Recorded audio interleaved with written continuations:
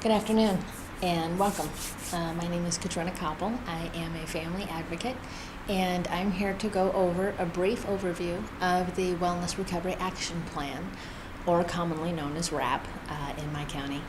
And WRAP is something that I have utilized in my life for the past 4 years when I was first trained in it myself. And I have utilized it for many different areas in my life. I was diagnosed with post-traumatic stress about 9 years ago, and originally had started using WRAP to assist me in dealing with some of those ramifications. Since that time, I have been able to utilize WRAP in not only my recovery, but also in some of my physical challenges. It is a workshop and a plan that can be utilized in many different areas and has been utilized by a lot of the clients and family members within my county for not only a mental health struggle per se, but also physical challenges, goal setting, and continued wellness for someone's life. And so the Wellness Recovery Action Plan has many different parts to it, and I will be going over a brief overview for what these are. The first thing that we start off with the Wellness Recovery Action Plan and the foundation of this plan are 5 key concepts. And these are 5 concepts of someone's journey, basically. The first one that we have is hope.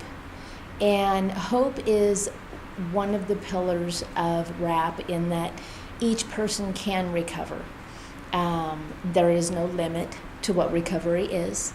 And the person themselves are the ones who dictates how long their recovery lasts, what their recovery looks like, and what their own recovery goals are.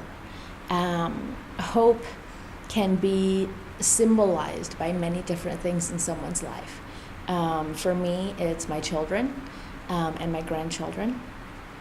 For some individuals that I've talked with, it's been their companion animal, the beauty of nature, the laughter of children.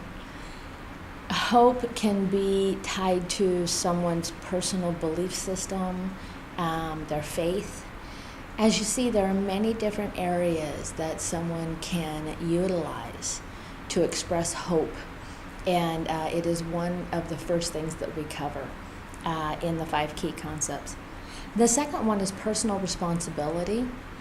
Personal responsibility is considered the key for each one of us to be able to take hold of and have a right to our wellness, what our recovery journey is going to be, and what matters to us in that journey. Personal responsibility is expressed and is talked about in areas of, I can take personal responsibility in my doctor's appointments, in the type of treatment that I get, in the areas where I search for treatment, finding out what does and does not work for me personally, taking responsibility and looking for different areas that will support you in your wellness and your recovery long term. The second thing to go along with that is, or the third thing actually, is education. Education, you'll see, is something that each one of us can define in our own lives, whether it's book smarts, going to college, academia, learning, getting certificates, but education can go far beyond that. It can be doing research on your own. It can be, the internet can be a wealth of information. You have to be careful with the internet, but there are many different types of research. Another area of education that we have found is personal storytelling. Listening to someone else who has gone through a struggle that you're in the midst of or trying to come back out of, and gaining their wisdom and their knowledge, being able to glean wisdom from their story. So education can take many different views and can be gained in many different ways. The fourth key concept is self-advocacy. Self-advocacy is one of the areas where people may have questions about what that is defined as, and it's really up to the individual. We do explore. Self-advocacy is an area where you can tell your treatment team or your doctor, these are the things that I want for my life, but these are the things that I don't.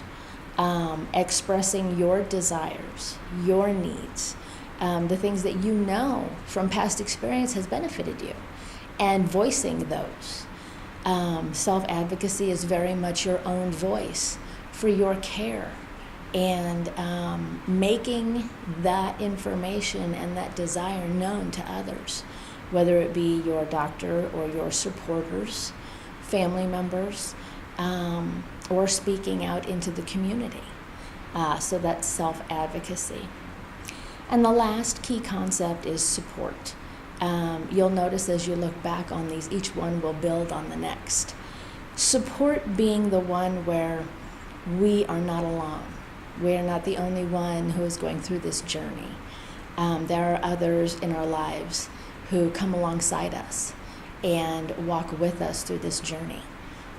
Support does not have to be a family member. It does not have to be what most people think it should be, whether it be a husband or a wife or family members. But support is an area where you feel the most benefit. It can be an online support group, which I have joined and gotten huge benefits from. It can be a faith-based community that you may be involved with or looking to get involved with. Support can also be a companion animal. A lot of us have been able to, because of trust issues, not been able to connect with another person because we're just not in that area of our lives yet. But a companion animal is someone who has a different connection with us, but it's a step in the right direction for our own recovery. So being able to connect with a support animal, whether it be a dog, a cat, I know they use horses now, many different areas where people can gain that feeling of support. So those are the 5 key concepts. And after we have conversations and each person is able to designate what and how each one of those 5 key concepts is expressed and believed in their own life, we move on to the first part of the Wellness Recovery Action Plan, and that is the Wellness Toolbox. The Wellness Toolbox is a gathering of information, if you will. And one of the things that we talk about in the workshop is the Wellness Toolbox are things that are cheap, easily found or easy to come by, should not be a burden to you to be able to utilize, and some things that help you to feel well. My Wellness Toolbox has grown exponentially over the past 4 years, but one of the first ones that I coined for myself was my faith. It was also my love of music, and specific types of music are better for me than others. And also dance.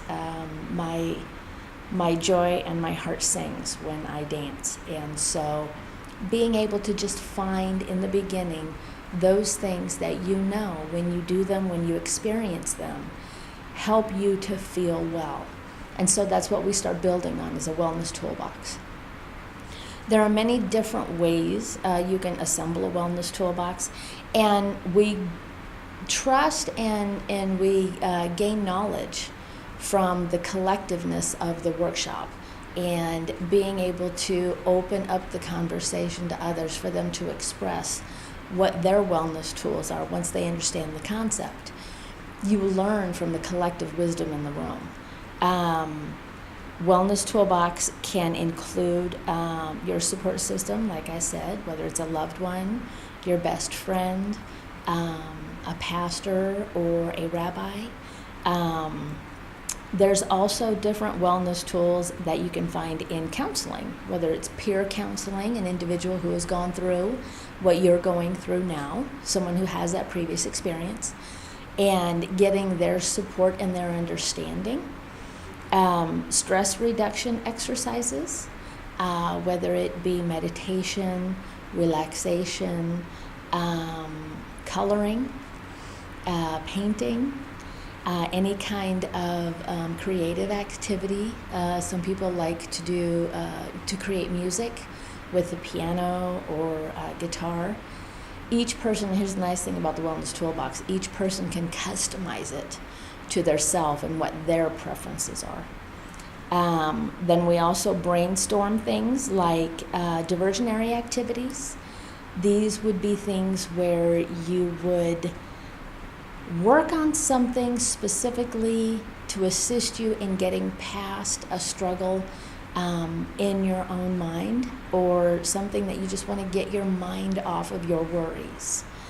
So that would be a diversionary activity. Something like blowing bubbles outside, or playing with your dog in the yard. Then we go into making sure that we get enough sleep. Sleep can be a huge struggle for some people. Modifying your daily life, if there is something in your life that you know is a struggle and is not assisting you, what would that look like? We don't go into a lot of detail because we like to respect people's confidentiality and their personal space, but we do a generalized conversation. Keeping yourself safe. Is there anything in your life that you would like to change, like maybe taking a class on personal safety? And then there's always spiritual beliefs. Is there a spiritual practice that you have in your life that you know benefits you? Bringing that to the forefront of your daily activities to assist you in being well for longer. The second part, or the actual plan of the Wellness Toolbox, is going into actually putting our pen to paper, if you will. And the first thing that we start with is the daily maintenance plan. The daily maintenance plan is putting down on a piece of paper those things, not everything, but those things that you know assist you in being well on a day-to-day basis. For me, it's taking my medication. It's getting some good exercise outside. Inside does not assist me all that much, so knowing that I want to be outside in the fresh air. And spending time with my children. Those are really the daily things that I need to do to be happy and well, and to be able to connect with others. The second part, or moving on after we start the daily maintenance plan, is things that I might need to do daily. And this is an area where you could go maybe 3 or 4 days, and you would want to make sure that you worked it into your schedule within that week, but it's not something that has to be done every day. And for different people, it's different areas, like making sure they connect with a best friend. Something along the lines of taking care of your car. They're different things, but they don't have to be done every single day. So things that you might do. And then from there, we go on to consider doing weekly. Most people would want to make sure that their bills are paid, but that's not something that you have to do every day. So that would be a weekly thing, and maybe checking in with a doctor's appointment, something along those lines, but putting it in the plan to make sure that you're able to track it, but you don't have to keep it in the forefront of your memory every day. Things that you might consider doing monthly or annually, that's yearly, are the last two things that we cover in this section. And those are things that I'm playing around with the idea of doing. Like, for an example, for me, one of the things that I'm considering doing is learning how to play the piano. I love the piano. It's not something that I have to do every day, but it's something I want to do. It's a goal, and it's looking out into the future. Where am I going to fit this in my schedule? What would that look like?